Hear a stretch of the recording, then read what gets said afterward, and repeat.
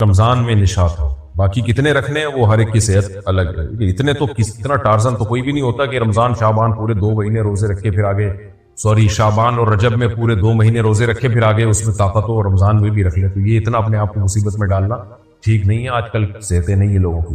میری 3 بیٹیاں ہیں اور ایک بیٹی مرتد ہو گئی ہے اور اس کی ایک بیٹی بھی ہمارے لیے قرآن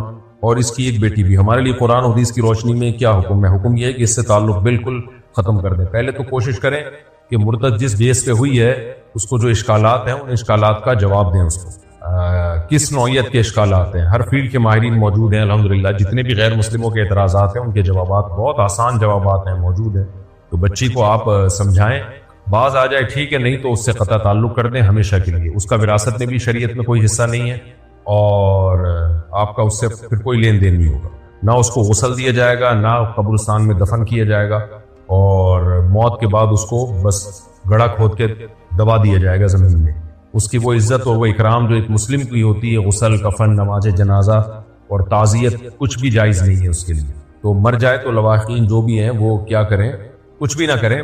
گورنمنٹ جو کرنی ہوگی وہ کرے گی. اور اگر آپ کے قریب میں ہیں تو گڑھا کھود کے اس کو بس ایک کسی بھی قبرستان میں دفن کر دیا جائے, غیر مسلموں کے قبرستان میں. تو اس کے لیے سنت قبر بنانا بھی ٹھیک نہیں ہے. اگر موبائل سے بد نظری شروع ہو جائے تو اس سے بچنے کا کیا حل ہے؟ موبائل دیکھنا چھوڑ دیں, یہی حل ہے بھائی. موبائل جائز کاموں کے لیے رکھیں, بد نظری کے لیے نہ رکھیں.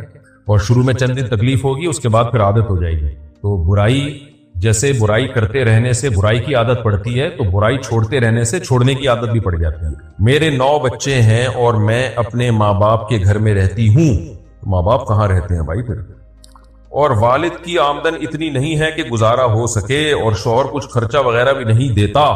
بہت ہی الو کا پٹھا ہے, 9 بچے پیدا کر دیے کمبخت نے. سوری, مجھے اچھا نہیں لگ رہا یہ گالیاں دینا مسائل سیشن میں بیٹھ کے.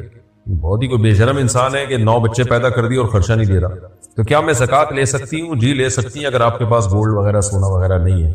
اللہ آپ کے شوہر کو ہدایت دے. باقی یہ بچے تھوڑے سے بڑے ہو جائیں گے نا, بیٹے خاص طور پہ, تو پھر انشاءاللہ آپ کی غربت دور ہو جائے گی. یہ وقتی آزمائش ہے. ظاہر ہے 9 بچے ہیں تو پہلا والا کچھ قریب البلوغ بھی تو ہوگا نا, بلوغت کے قریب ہوگا. تو میں فیوچر کی آپ کو خوشخبری سناتا ہوں, انشاءاللہ یہ بیٹے آپ کو کما کے دیں گے.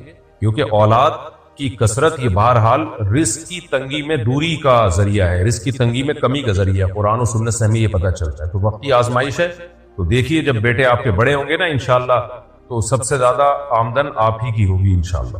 ایک مرد نے اپنی سالی سے رضامندی کے ساتھ استغفر اللہ بدکاری کی, اور ان کے بچے ایک دوسرے کو پسند کرتے ہیں اور شادی کے لیے بضد ہیں, تو کیا ان کی شادی ہو سکتی ہے؟ بچوں کی شادی تو ہو سکتی ہے آپس میں, کیونکہ حرمت مصاہرہ میں یہ ہوتا ہے کہ جس سے زنا کیا ہو اس کے اصول اور اس کی اولاد سے یہ زانی نکاح نہیں کر سکتا, اور جس نے زنا کیا وہ بھی اس کی اولاد اور اس کے اصول سے نکاح نہیں کر سکتا. دونوں کی اولادیں آپس میں نکاح کر سکتی ہیں, لیکن اللہ ہدایت دے. اتنا بڑا کبیرہ گناہ ہے یہ, خاص طور پہ سالی کے ساتھ بدکاری کرنا. بس آخرت کا خوف ختم ہو گیا ہے, آگ ہی آگے آخرت ہے. نبی صلی اللہ علیہ وسلم نے فرمایا جو زنا کرنے والے, معراج کی رات میں آپ نے دیکھا کہ ننگے مرد اور ننگی عورتوں کو آگ میں جلایا جا رہا ہے, انہی برہنہ جسموں کے ساتھ, اور آگ کے شعلوں کے ساتھ وہ اوپر اٹھتے ہیں. تو آپ نے جبریل سے پوچھا کون لوگ ہیں؟ جبریل نے فرمایا کہ آپ کی امت کے زنا کرنے والے مرد اور زنا کرنے والی عورتیں. اسی طرح اللہ نے ان کو اٹھا کے آگ میں پھینک دیا. اور سالی کا بہنوئی کے ساتھ زنا کرنا تو اپنی بہن کے ساتھ بھی ایک بے وفائی ہے. بہن جیسا پیارا اور خوبصورت رشتہ اس کے ساتھ بھی ناانصافی ہے, کہ یعنی یہ تو ڈبل گناہ ہے, دگنا درد دگنا گناہ ہے. فاطمہ صاحبہ امریکہ سے پوچھتی ہیں, میں شادی شدہ ہوں اور صاحب اولاد ہوں. میں ملازمت کرتی ہوں اور اپنے بہن بھائیوں اور ماں باپ کی کفالت کرتی ہوں. اس خدمت کا موقع ملنے پر بہت خوش ہوں. آپ رہنمائی فرمائیں کہ کیا اپنے ماں باپ اور بہن بھائی پر خرچ کرنا صدقے میں شمار ہوگا, یا مجھے الگ سے صدقہ دینے کا اہتمام کرنا چاہیے؟ یہ بھی فرمائیں کہ کیا میں اپنی زکوٰۃ اپنے بالغ بہن بھائی کو دے سکتی ہوں جو مالی طور پر صاحب حیثیت نہیں ہے؟ نیز یہ بھی بتائیے کہ کیا میں اپنے والد کے قضا, روزوں اور نمازوں کا کفارہ ان کی اجازت سے اپنے مال سے دے سکتی ہوں؟ سب کام کر سکتی ہیں جن چیزوں کا بھی آپ نے پوچھا ہے. اور جو شریعت میں رشتہ داروں پہ جو خرچ کرنے کا صدقہ ہے نا, اس میں 2 ثواب ملتے ہیں, حدیث میں آتا ہے, صدقے کا ثواب بھی اور رشتہ داری جوڑنے کا ثواب بھی. تو اللہ آپ کو اور توفیق دے, آپ کے مال میں اللہ تعالیٰ اور برکت دے. لیکن ہمیں رشتہ داروں پہ بھی خرچ کرنا چاہیے، لیکن دوسرے جو دیگر شریعت کے مصارف ہیں نا، جہاں شریعت نے بتایا اگر وہاں ضرورت ہو تو وہاں بھی خرچ کرنا چاہیے، جیسے دین کی تبلیغ کے لیے، یا کوئی آپ کو بہت زیادہ ضرورت مند مل جاتا ہے جو بیچارہ کھانے پینے کا محتاج ہے، جبکہ رشتہ داروں کو آپ نے دیکھا کہ کھانا پینا ان کو اچھا مل رہا ہے، تو پھر اس مسکین کو ترجیح دینی چاہیے ایسے موقع۔ یعنی اگر رشتہ داروں کا پیٹ بھرا ہوا ہے، ان کو بہت زیادہ ضرورت نہیں ہے، اور کسی ایسے فرد کو بہت زیادہ ضرورت پڑ جاتی ہے کہ آپ نے اس کی ضرورت پوری نہ کی، تو وہ تو بالکل ہی حالت اس کی غیر ہو جائے گی، تو پھر ایسے موقع پہ شریعت ضرورت مند کو ترجیح دیتی ہے رشتہ داروں کو۔ نارملی تو رشتہ دار ہی کو ترجیح دینی چاہیے۔ انصاری حفظ الرحمان مالیگاؤں مہاراشٹر سے، مفتی صاحب یوٹیوب پر خواب کی تعبیر دیکھ سکتے ہیں یا نہیں؟ بہت سے مولانا یوٹیوب پر خواب کی تعبیر بتاتے ہیں، یہ تعبیریں دیکھنا کیسا ہے؟ ہمیں آپ کی طرف سے ہمارے پہلے سوال کا جواب ملا مفتی صاحب، بہت خوشی ہوئی، دل سے دعا ہے کہ اللہ تعالیٰ آپ پر سلامتی اور رحمت نازل فرمائے۔ آپ لوگ میری دشمنیوں میں اضافہ کر رہے ہیں، عاملوں کے خلاف بلوا کے، میں بہت بولتا ہوں عاملوں کے خلاف، اور انشاءاللہ مرتے دم تک بولتا رہوں گا، اکیلا ہی بول رہا ہوں، کوئی اور بھی بولے تو میں چپ ہو جاؤں گا۔ اسی طرح یاد رکھیں یوٹیوب پہ جو خوابوں کی تعبیروں کے دھندے شروع کیے ہیں نا، ان میں بھی ڈرامے بازی۔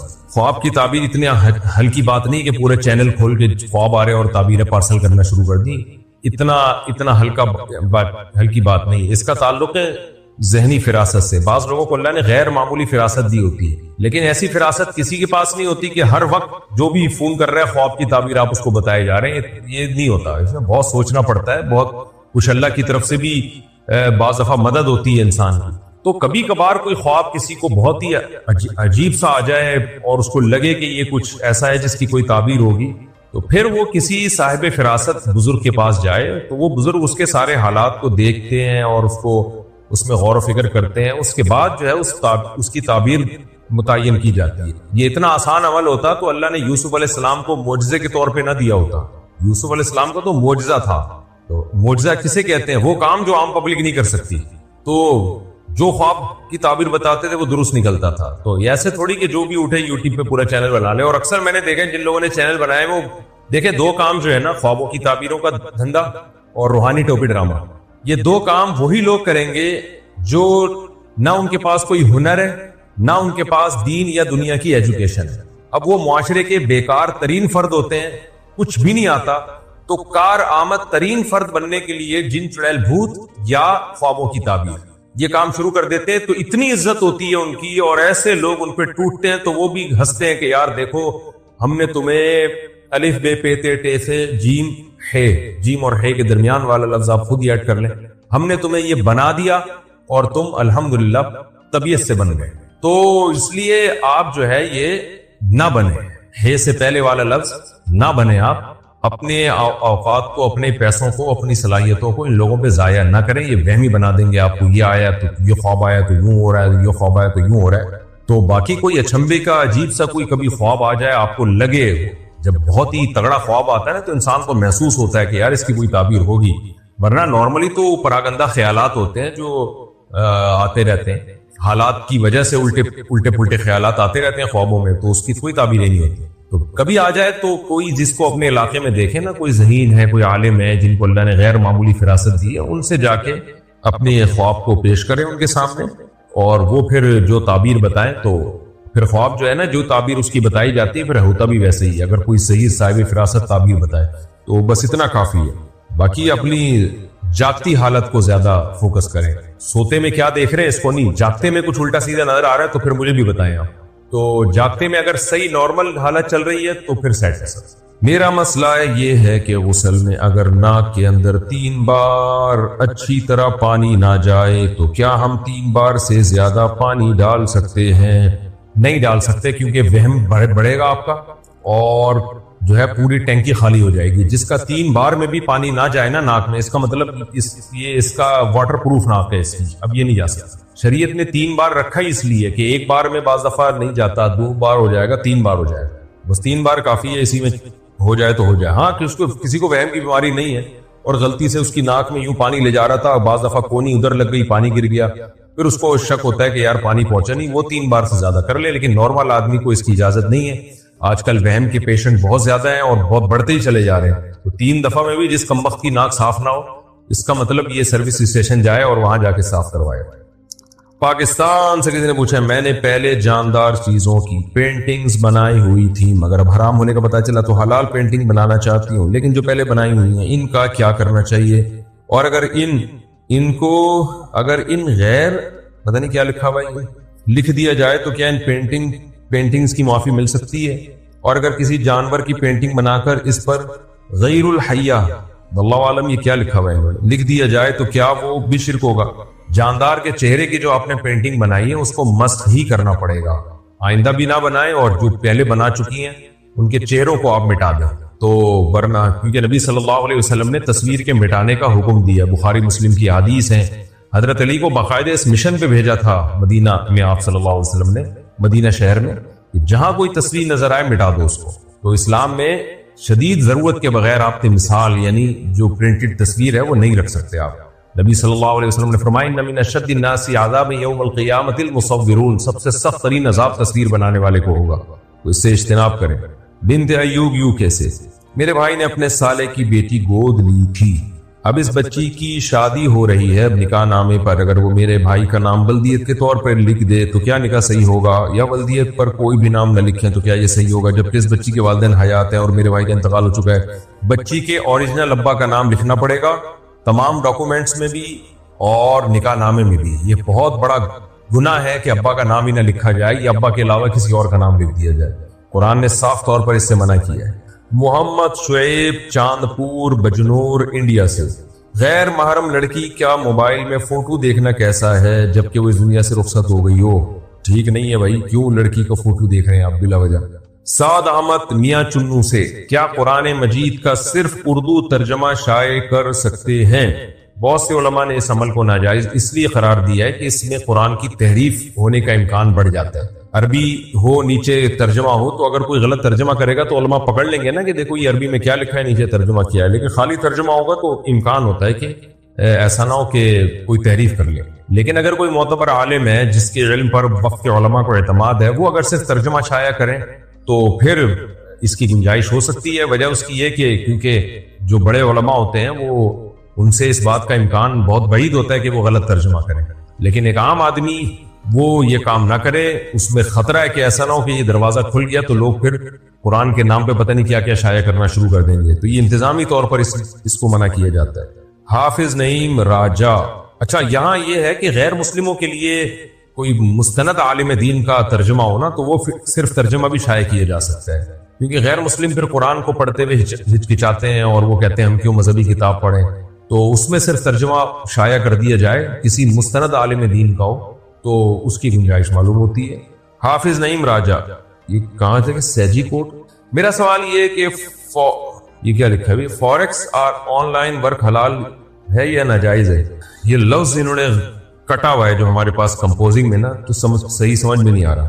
دیکھیں آن لائن کوئی بھی کاروبار ہو، بہت ساری ایپس آ رہی ہیں، بہت سارے کاروبار کے طریقے آ رہے ہیں، تو بار بار میں یہ بات بتاتا ہوں کہ آن لائن بزنس میں چند چیزوں کا خیال کریں۔ اگر کوئی چیز بیچنی ہے تو اپنے یا اپنے کسی نمائندے کے قبضے میں لائے بغیر نہیں بیچ سکتے، پہلی بات۔ نمبر دو پارٹیوں کے درمیان بیچنے کا کمیشن لے سکتے ہیں، لیکن پھر اس میں بیچنے والے آپ نہیں ہوں گے۔ آپ یہ کہو گے فلاں بیچ رہا ہے، تم خرید ہو، میں تمہیں ارینج کر کے یہ چیز دلوا دوں گا، تو پھر یہ کمیشن ہوگا، لیکن وہ چیز پھر آپ کے زمان میں نہیں ہوگی۔ آپ وہاں سے لے کے جب تک وہ بندہ قبضہ نہیں کر لیتا، وہ ہلاک ہو گئی تو کمپنی کا نقصان ہوگا، آپ کا نقصان نہیں سمجھا جائے گا۔ اور اگر بیچنے کے لیے آپ لے رہے ہو تو میں نے جیسے پہلے نمبر پہ بتایا کہ اپنے قبضے میں لیں، اس دوران ہلاک ہو گئی تو آپ کا نقصان ہے، قبضے میں آنے کے بعد پھر آپ آگے بیچیں۔ اور تیسری صورت یہ ہوتی ہے کہ بیچنے کا وعدہ کر لیں، جو سب سے آسان صورت ہے۔ آپ بتائیں یہ پروڈکٹ ہے مارکیٹ میں اتنے کی دوں گا، بتاؤ تم لینا چاہتے ہو، انٹرسٹڈ ہو تو مجھے بتاؤ۔ وہ کہتے ہیں ہاں جی میں آپ سے اتنے کی لے لوں گا، لی نہیں ہے لے لوں گا، پھر آپ خریدیں، اپنے وکیل کے ذریعے قبضہ کریں یا خود قبضہ کریں اور پھر اس کو بتائیں کہ بھئی یہ چیز ہے، اب آپ بتاؤ، تو اس دوران اس کو یہ حق ہوگا کہ وہ واپس کر دے آپ کو، اور اس دوران یہ چیز ہلاک ہو گئی یعنی قبضے میں آنے کے بعد تو آپ کا نقصان ہے، کمپنی کا نقصان ہے، تو پھر آپ لے جا کے اس کو بیچ دیتے ہیں۔ تو یہ بیچنے کا وعدہ تھا، بیچا نہیں ہے، لیکن اس کو یہ آپشن ہوگا اس وعدے میں کہ وہ جو بائر ہے نا وہ مکر بھی سکتا ہے، کہہ رہا ہے میں نے وعدہ تو کیا تھا لیکن اب میرا موڈ نہیں ہے خریدنے۔ یہ تین طریقوں کے علاوہ آن لائن جو خرید و فروخت کے طریقے چل رہے ہیں وہ جائز نہیں ہے۔ انڈیا سے نے پوچھا میرے بابا میرے بھائی کی شادی خالہ کی بیٹی سے کرنا چاہتے ہیں لیکن میرا بھائی نہیں کرنا چاہتا، وہ زبردستی کر رہے ہیں، کیا ایسا کرنا درست ہے؟ زبردستی نہیں کر سکتے بھائی، کسی کی شادی زبردستی کریں گے، وہ بیوی سے محبت نہیں کرے گا، اس کو بوجھ سمجھے گا، تو بڑے مسائل کھڑے ہوتے ہیں اس میں۔ محمد جنید بھورا والا، منگنی کے بعد منگیتر سے بات کرنے کے لیے سری نکاح کرنا کیسا ہے؟ اپنے دوست کو گواہ بنا کر تاکہ گناہ سے بچ جائے۔ یہ جو ہے نا لڑکے سری نکاح کرتے ہیں، اس کے سائیڈ ایفیکٹ بہت زیادہ ہوتے ہیں۔ تو لڑکی کا اپنے ولی کی اجازت کے بغیر نکاح کرنا بھی عام حالات میں قابل تعریف نہیں ہے۔ جب منگنی ہو گئی ہے تو یا تو ڈٹ جاؤ، جا کے بولو کہ ایسی کی تیسی میری شادی کراؤ، ورنہ میں رشتہ توڑ رہا ہوں، کہیں اور شادی کر رہا ہوں۔ ایسے بدماشی سے کام کریں، یہ خفیہ نکاح، اس کے سائیڈ ایفیکٹ لڑکیوں کو بہت زیادہ ہوتے ہیں۔ لڑکا تو کر لیتا ہے، اس کے بعد چھپ چھپ کے ملتا رہتا ہے، اور پھر اس جب بعض دفعہ پریگننسی ہو جاتی ہے، اور بعض دفعہ آپس میں اتنے پھڈے ہو جاتے ہیں، لڑکا اس کو چھوڑ دیتا ہے، بہت زیادہ مسائل ہوتے ہیں۔ تو جب ایک چیز پراپر وے میں ہو رہی ہے، تھوڑا صبر کر لو، ٹائم سے پہلے آگے بھاگنے کی کوشش کیوں کر رہے ہو؟ اور اگر صبر نہیں ہو رہا تو لڑکی والوں کو بتا دو بھائی مجھ سے صبر نہیں ہو رہا ہے، یا مجھے جلدی ہے نکاح کی، آپ نے اگر دینی ہے اپنی بیٹی دے دیں، ادروائز میں منگنی توڑ کے کہیں اور شادی کر رہا ہوں۔ عبد الرحمان صاحب انڈیا سے پوچھتے ہیں، میں جہیز کے خلاف ہوں، مگر لڑکی کا شوق ہے کہ اس کے گھر والے اس کو تحفے کے طور پر چیزیں اور سامان بھیجیں، تو گفٹ قبول کرنا جائز ہے یا نہیں؟ آپ مضبوط لہجے میں لڑکی والوں کو بتا دیں کہ مجھے جہیز بالکل بھی نہیں چاہیے، ڈرامے بازی نہ کریں اس میں۔ بعض دفعہ اوپر سے کہہ رہے ہوتے ہیں، اندر اندر سے ہوتا ہے کہ چاہیے، پھر بھی وہ دے رہے ہیں، تو پھر یہ آپ کا ہیڈک نہیں ہے، پھر لڑائی جھگڑا نہ کریں، اس سے اختلافات ہوتے ہیں، لڑائیاں ہوتی ہیں۔ وہ اپنی بیٹی کو دے رہے ہیں تو آپ پھر زبردستی نہیں روک سکتے۔ شمس الدین علی احمد خان انڈیا سے، کیا گدھے کا گوشت کھانا مکروہ ہے؟ ازبکستان، تاجکستان، ترکمانستان، خاص طور پر کرغزستان اور قزاقستان میں تو گدھے کا گوشت، سنی حنفی بھی گدھے کا گوشت کھاتے ہیں، اور یہ بھی سوال ہے کہ مکروہ کام کرنے سے کیا انسان کو گناہ ملتا ہے؟ گدھے کا گوشت حرام ہے بھائی، صحیح حدیث ہے، حنفی ہو یا شافی ہو سب کے نزدیک حرام ہے۔ لاہور میں کھلایا گیا تھا، وہ بھی غلطی سے، جان کر وہاں بھی نہیں کھایا گیا ہے، تو حرام ہے، ناجائز ہے، نہیں کھائیں گدھے کا گوشت، کوئی مکروہ نہیں ہے۔ اور اگر کوئی کھا رہا ہے تو اس کو منع کریں کہ انسان بنو، گدھے کی یہ کیا کھا رہے ہو تم۔ فہد صاحب کوئٹہ سے، کچھ عرصے قبل ایک مسجد میں موجود تھا، مغرب کی نماز کے بعد پہلے بیان ہوا، پھر نعت پڑھی گئی، اس کے بعد اندھیرا کر کے کلمہ طیبہ وغیرہ کا زور زور سے ورد کیا گیا۔ بدعتی تو ایسا کرتے ہی ہیں، کیا اہل حق علماء کے نزدیک بھی ایسا کرنا درست ہے؟ دیکھیں مسجدوں میں اس طرح اوپنلی اندھیرا کر کے اجتماعی ذکر کرنا یہ بلا شبہ بدعت عمل ہے، کیونکہ مسجد میں جب عام پبلک آئی ہوئی ہے تو آپ ان کو وہی طریقہ بتائیں جو سنت سے ثابت ہے۔ تو یہ طریقہ اجتماعی ذکر، اس طرح سے لوگوں کو اکٹھا کرنا اور پھر جہرن ذکر کروانا، یہ اجتماعی حیت ہی ہے، تداعی ہو رہی ہے نا اس میں۔ کوئی بھی اجتماعی عبادت آپ علی سبیل تداعی نہیں کر سکتے۔ علی سبیل تداعی کا مطلب ہوتا ہے لوگوں کو باقاعدہ پراپر بلا کے اعلان کر کے۔ اس کی مثال ایسے ہے جیسے اشراق کی نماز 2 رکعت پڑھتے ہیں لوگ، تو ہر آدمی اپنے طریقے سے پڑھ رہا ہوتا ہے، اگر امام اعلان کرے تمام حضرات سے گزارش ہے آ جائیں جی اشراق کی جماعت ہو رہی ہے، یہ بدعت عمل بن جائے گا۔ تراویح رمضان میں ہے کہ آپ رمضان میں نوافل 20 رکعتیں پڑھتے ہیں اعلان کر کے، لیکن رمضان جیسے ہی گزرے گا امام صاحب اعلان کریں کہ بھی آ جائیں جی تمام حضرات، ہم 10 رکعتیں یا 20 رکعتیں یا 30 رکعتیں ہم جماعت سے پڑھ رہے ہیں، تو یہ بدعت عمل کہلائے گا۔ تو اسی طرح ذکر کو بھی اس طرح سے کرنا کہ لوگوں کو جمع کرنا، بلانا اور پھر ان کو اکٹھا بٹھا کے زور زور سے ذکر کروانا، یہ بھی بلا شبہ بدعت عمل ہے جس کا خیر القرون میں کوئی ثبوت نہیں ملتا۔ البتہ اگر کوئی مرید اپنے جو کوئی شیخ و مرشد جو ہے اپنے مریدوں کو ذکر کی عادت ڈالنے کے لیے بلائے، خاص مریدوں کو، اوپنلی نہ ہو ایسے کہ بھائی کھلے عام سب کو دعوت دی جا رہی ہے، وہ اگر بلائے اور بٹھا کے ذکر کروائے تو اس کی گنجائش ہے، لیکن وہ بھی احتیاط یہ کریں کہ مسجد میں نہ ہو، کیونکہ لوگ اس کو سنتی سمجھتے ہیں۔ اس کی مثال ایسے ہے جیسے اجتماعی قرآن خوانی تو بدعت عمل ہے، تمام علماء لکھتے ہیں بدعت عمل ہے اجتماعی قرآن خوانی۔ آپ کیا کر رہے ہیں؟ اعلان کر رہے ہیں کہ فلاں کا انتقال ہو گیا، تمام حضرات آئیں، ان کے ثواب کے لیے ہم قرآن پڑھیں گے، تو تداعی ہو رہی ہے نا، قرآن جس نے جہاں پڑھنا ہے پڑھ لے۔ لیکن مدرسوں میں اکثر ایسا ہوتا ہے کہ طلبہ کو کہا جاتا ہے بھائی عشاء کی نماز کے بعد تلاوت ہوگی، سب طلبہ اکٹھے ہو جائیں۔ وجہ کیا ہے کہ طلبہ استاذوں کے شاگرد ہیں، تو طلبہ کو تلاوت کا عادی بنانا ہے، تو عادی بنانے کے لیے تو ان کو بلایا جاتا ہے کہ بھئی آپ بیٹھیں تاکہ ناغہ نہ کریں۔ گھروں میں بھی ہم نے دیکھا ہے نا، جیسے ماں باپ جو ہے وہ ایک نظام بنا کے دیتے ہیں بچوں کو، بھئی صبح سب نے فجر کی نماز کے بعد تلاوت کرنی ہے۔ ہمارے گھر میں بھی الحمدللہ ہمارے والد صاحب نے یہ معمول بنایا ہوا تھا، میرے بڑے بھائی جو ہے ہم سب کو فجر کی نماز کے بعد لے کے بیٹھتے تھے، سب آ جاؤ بھئی، ہم سب قرآن لے کے بیٹھ جاتے تھے۔ تو یہ بھی اجتماعی ہے، لیکن یہ اس میں داخل نہیں ہے، یہ تربیت کے لیے کہ بھئی ان کو پابند بنایا جائے، ان کو قرآن کی عادت ڈالی جائے۔ تو ایسے ہی شیخ و مرشد جو صحیح شیخ ہوتے ہیں، میں جاہل پیروں کی بات نہیں کر رہا، بدعتی پیروں کی بات نہیں کر رہا. جو واقعی اللہ والے ہوتے ہیں, متبع سنت ہوتے ہیں, وہ بعض دفعہ اپنے مریدوں کو ذکر کی عادت ڈالنے کے لیے وہ جمع کرتے ہیں خانقاہ میں یا مسجد میں ایسے ٹائم پہ جب پبلکلی لوگ وہاں نماز پڑھنے کے لیے نہ آئے ہوئے ہوں, ورنہ پھر وہی بدعت کی تائید ہو جائے گی اس سے. تو ایسے وقت میں ان کو جمع کیا اور ان کو اپنی موجودگی میں ذکر کروایا, اور بلند آواز سے اس لیے نہیں کروایا کہ یہ سنت ہے, بلکہ اس لیے تاکہ ان کا دھیان لگے. ایک دفعہ جب دھیان صحیح طرح سے لگ جاتا ہے پھر وہ چھڑوا دیا جاتا ہے, یہ انداز. تو اتنی یہ تعلیم اور تربیت کے لیے اس کی اجازت ہے شریعت کی. تو ہمارے جو بعض مشائخ لوگوں کو جمع کر کے اجتماعی ذکر کرواتے تھے نا, وہ اپنے مریدوں کو جمع کر کے کرواتے تھے اور ان کو عادت ڈالنے کے لیے ایک ٹائم پہ آ جاؤ بھائی تاکہ تمہیں عادت ہو. پھر وہاں کیفیت ہوتی ہے خاص قسم کی, تو ان مریدوں میں وہ کیفیت پیدا ہو جاتی ہے, تو ان کو ذکر کی عادت پڑ جاتی ہے.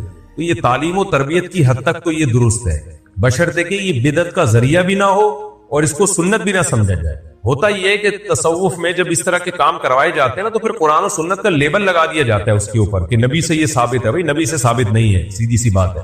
نبی صلی اللہ علیہ وسلم نے جو فضیلت بیان کی ہے وہ جہری ذکر کی بیان نہیں کی ہے, وہ سری ذکر کی بیان کی ہے. اور یہ جو حدیث ہے کہ اللہ کا ذکر ایسے کرو کہ لوگ تمہیں دیوانہ سمجھیں, تو حدیث کا مطلب جب بھی بیان کیا جائے گا وہ صحابہ اور نبی کے عمل ہی کو دیکھ کے بیان کیا جائے گا. تو کیا نبی سے اس حدیث کا یہ مطلب ثابت ہے کہ آپ نے ایسے زور زور سے ذکر کیا اور صحابہ نے بھی اجتماعی محفلیں لگائیں اور ہا ہو جو مسجدوں میں ایک شور شرابہ ہو رہا ہوتا ہے, اور اس بیس پہ لوگ ان کو دیوانہ سمجھنا شروع کر دیا ہو؟ ظاہر ہے ایسا بالکل بھی نہیں. تو نبی نے جو یہ فرمایا نا کہ اللہ کا ذکر اتنی کثرت سے کرو, مطلب یہ ہے کہ اللہ کی محبت میں اور اللہ کی اطاعت میں اتنے جت جاؤ کہ لوگ سمجھیں کہ یہ پاگل ہے. تو آج بھی کوئی بھی دین پہ پراپر اور 100% چلتا ہے تو لوگ اس کو پاگل ہی سمجھ رہے ہوتے ہیں, حالانکہ ہوتے خود وہ پاگل ہے. تو یہ مطلب نہیں ہے کہ ایسے مسجدوں میں جتھے لگاؤ اور بتیاں بند کر کے ہا ہو زور سے نہ شور شرابے جیسے ہو رہے ہوتے ہیں آج کل. یہ بدعت ہے, اس کے بدعت ہونے میں دو رائے نہیں ہو سکتی. ہم پابند ہیں اللہ اس کے رسول صلی اللہ علیہ وسلم کے. تو تعلیم و تربیت کی نیت سے کوئی گھر کا سربراہ اپنے بچوں کو بٹھا کے ذکر کراتا ہے یا قرآن پڑھواتا ہے ایک خاص ٹائم پہ, یا کوئی شیخ و مرشد اپنے مریدوں کو ذکر کی عادت ڈالنے کے لیے کسی خاص جگہ پہ ذکر کرواتے ہیں, وہ ٹھیک ہے.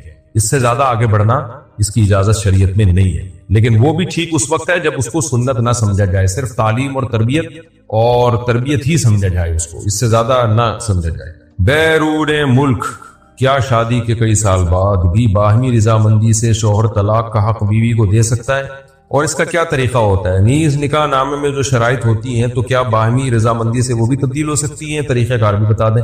نکاح نامے میں جو بھی شرطیں لکھوا لیں اس کے کوئی فرق نہیں پڑتا, اصل ہے زبان. جو کام زبان سے ہوتا ہے وہ تحریر سے بھی ہوتا ہے. تو شادی کے بعد شوہر کو یہ حق ہے کہ وہ بیوی کو طلاق کا حق دے دے, لکھ کے بھی دے سکتا ہے, زبان سے بھی دے سکتا ہے, چاہے وہ نکاح نامے میں بڑھا کے دے دے یا ویسے ہی لکھ کے دے دے. اب کتنی طلاقوں کا اختیار دے سکتا ہے؟ بھائی جتنی کا وہ دے رہا ہے اتنی کا دے سکتا ہے, منہ سے جتنی الفاظ بولے گا اتنی. اگر وہ بولتا ہے تمہیں طلاق کا اختیار ہے تو ایک طلاق رجی کا اختیار ہوگا. اگر وہ بولتا ہے ایک طلاق کا اختیار ہے لیکن طلاق بائن کا, یعنی ایک طلاق ہوگی لیکن نکاح ٹوٹ جائے گا, تو ایک طلاق کا عورت کے پاس اختیار آ جائے گا. اگر وہ کہتا ہے 3 طلاقوں کا اختیار ہے تو 3 طلاقوں کا اختیار ہو جائے گا. اور پھر اختیار کب تک کے لیے ہوگا؟ ہمیشہ کے لیے ہوگا. اگر وہ کہتے ہیں ہمیشہ کے لیے تو ہمیشہ کے لیے ہوگا. اور اگر وہ کہتا ہے کہ طلاق کا اختیار ہے کسی خاص مجلس میں کہتا ہے تو پھر اس مجلس تک ہوگا. وہ اس مجلس میں عورت نے وہ اختیار مسترد کر دیا یا اٹھ کے چلی گئی تو وہ اختیار ختم ہو جائے گا. تو شوہر جتنے ٹائم کے لیے اختیار دے رہا ہے اتنے ٹائم کے لیے ہوگا. ہمیشہ کے لیے دے رہا ہے ہمیشہ کے لیے, اس ٹائم کے لیے دے رہا ہے اس ٹائم کے لیے ہوگا. لیکن جب ایک دفعہ اختیار دے دیا تو اختیار ریورس نہیں ہو سکتا, خوب سمجھ لیں. پھر یہ بیگم کے پاس ووٹ چلی جائے گی, اس کی مرضی ہے. طریقہ کار بھی بتا دیا. اگر کہیں جھگڑا ہو رہا ہو اور آپ سمجھتے ہو کہ بیوی آپ سے علیحدگی چاہتی ہے اور شرم کی وجہ سے مانگ نہیں رہی ہے علیحدگی, اور آپ بھی چھوڑنا چاہتے ہو, تو پھر بیوی کو اختیار دیا جا سکتا ہے. یوں کہہ دیا جائے اگر تم چاہتی ہو تو اپنے اوپر طلاق واقع کر لو, میری طرف سے تمہیں اجازت ہے 1 ہفتے کے لیے یا 2 ہفتے تک, ہمیشہ کے لیے نہیں دینا چاہیے. وجہ اس کی یہ کہ پھر ساری زندگی شکی رہتا ہے, پتہ نہیں یار یہ رہے گی بھی کہ نہیں رہے گی, تو ایسے آپ نے آپ کو کیوں لٹکایا جائے. اس کو یوں اختیار دے دیں کہ بھئی تمہیں 1 ہفتے کے لیے یا 3 دن کے لیے تمہیں اختیار ہے.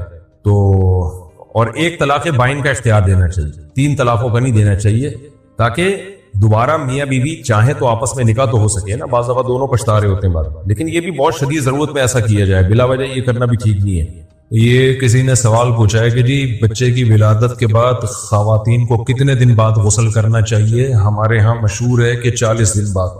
یہ غلط مشہور ہے. 40 دن آخری مدت ہے, انتہائی مدت ہے.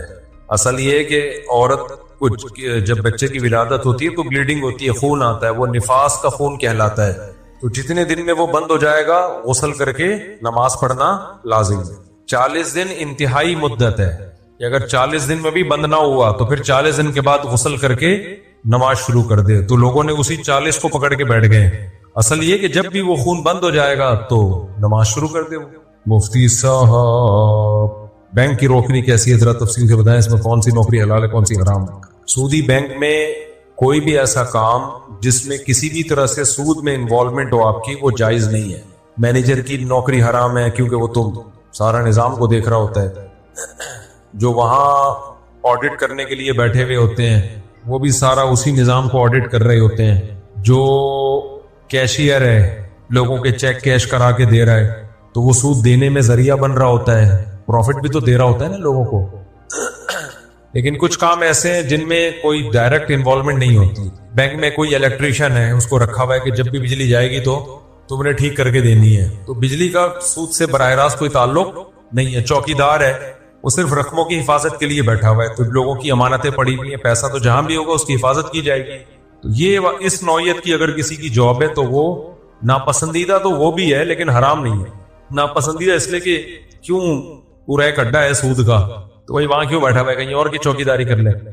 بہرحال اس کی آمدن کو حرام نہیں کہیں گے. اور اسلامک بینک میں ہر طرح کی نوکری جائز ہے. اچھا یہاں ایک اور بات میں آپ سے عرض کروں, لوگ نا بہت مسئلہ کرتے ہیں, سفر میں ملتے ہیں, پڑھے لکھے ہوتے ہیں, وہ کہتے ہیں آپ نے اسلامک بینک کی جاب کو جائز قرار دیا, اس پہ تو یہ اشکال ہے, اس پہ تو یہ اشکال ہے. میں ان کو اشکال کا جواب دیتا ہوں, پھر وہ بحث کرتے ہیں, لامتناہی بحث شروع ہو جاتی ہے. اس سے مجھے جو سیکھنے کو ملتا ہے نا کہ جو جس کی فیلڈ نہیں ہے نا اس کو اس کے بارے میں سمجھانا بھی بہت مشکل ہے, بہت مشکل ہے. کیونکہ نہ ان کو سود کی ڈیفینیشن کا پتہ ہوتا ہے, نہ ان کو قرآن و سنت کا بیسک علم ہوتا ہے. اب اکنامکس پڑھ لی انہوں نے, اکاؤنٹنگ پڑھ لی, یا چارٹرڈ اکاؤنٹنٹ بن گئے, ٹھیک ہے اپنی فیلڈ کے آپ ماہر ہو گئے ہیں, لیکن اسلام کے تو آپ ماہر نہیں ہو نا. تو یہ لوگ پھر بہت زیادہ دماغ خراب کرتے ہیں. پھر ان کی سمجھ میں ہی نہیں آ رہا ہوتا, ان کی یعنی مینٹل لیول میں ایک چیز لیول ہی اس قابل نہیں ہوتا کہ اس میں ان کو ہم وہ سمجھائیں. تو ان کو پھر میں شارٹ بات یہ کرتا ہوں, بھائی آپ اس فیلڈ کے ماہر علماء کی تقلید کریں, آپ اگر نہیں سمجھ میں آتا تو نہ کریں, بس یہی. تو میں اپنا دماغ نہیں, مجھے یاد ہے نا ایک ڈاکٹر صاحب ہیں, ان کو جب یہ کووڈ کے دنوں میں نا بہت زیادہ بحثیں ہو رہی تھی, کوئی کہتا تھا کورونا ہے, کوئی کہتا تھا نہیں ہے. ڈاکٹر سارے ہی کہہ رہے تھے جتنے ماہر ہیں کہ بھئی ہے. تو میں نے ایک ڈاکٹر صاحب سے کہا, ڈاکٹر صاحب ہمارے جاننے والے ہیں, وہ بڑی بحث کر رہے ہیں, تو کائنڈلی آپ ذرا ان کو سمجھائیں. وہ نا کووڈ کے علاج میں ایک صاحب بڑی بحث کر رہے تھے. وہ کہہ رہے تھے کووڈ تو ہے لیکن یہ علاج یہ نہیں, یہ والا ادرک اور پتہ نہیں پودینہ وغیرہ ملا کے پلا دو. اس طرح کے علاج بہت آ رہے تھے مارکیٹ میں. تو ڈاکٹر صاحب کو میں نے کہا کہ ان کو ذرا آپ سمجھا دیں. ڈاکٹر صاحب نے کہا یہ ڈاکٹر ہے یا نہیں ہے؟ میں نے کہا نہیں ڈاکٹر نہیں. انہوں نے کہا میں اپنا دماغ ضائع نہیں کروں گا. کسی ڈاکٹر کو اشکال ہے تو میں بات کروں گا, ایک عامی آدمی پہ میں اپنا دماغ خراب نہیں کروں گا. بعض مسائل پیچیدہ, سود کے مسائل آسان نہیں ہیں, پیچیدہ مسائل ہیں. ہم نے جب بینکنگ پہ فتوا دیا نا, 1 سال بینکوں کو پڑھا ہے, ان کی کلاسیں, ان کے لیکچر اٹینڈ کیے کہ یہ کیا سسٹم ہے یہاں پہ. پھر شریعت کے بارے میں تو الگ بحثیں ہوئی ہیں علماء کی, کئی مہینے علماء کی بحثیں چلتی تھی ایک ایک مسئلے پر. بینکنگ کے لیے جو نظام وضع کیا نا, معایر شرعیہ کے نام سے اتنی موٹی کتاب ہے وہ, اور ہے بھی پوری انگلش اور عربی میں. پہلے تو عربی میں بھی, اس کے انگلش میں, اردو میں تو ہے ہی نہیں جہاں تک میری معلومات کے مطابق. تو وہ عربی میں معایر ہیں. اب علماء نے بڑی محنتیں کر کے وہ ایک معیار کہتے ہیں, لا, ضابطہ, قانون, جو ہوتا ہے نا معیار جس پہ جو بیسک لاز ہیں ان کو, تو وہ معایر اس کی جمع آتی ہے نا, تو وہ پوری کتاب لکھی ہے بڑی محنت کے بعد.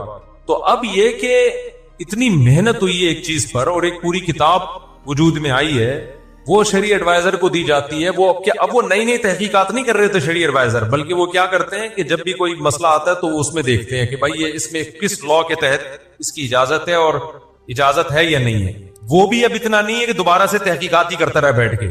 اب ہر دوسرے دن کوئی نہ کوئی عامی آدمی آ رہا ہے کہ جی آپ نے بینکنگ کو کیسے حلال کر دیا, اس پہ کیا ہے. ہم بیٹھ کے اس کو سمجھاتے رہے, اس کے سمجھ میں آ نہیں رہا ہوتا.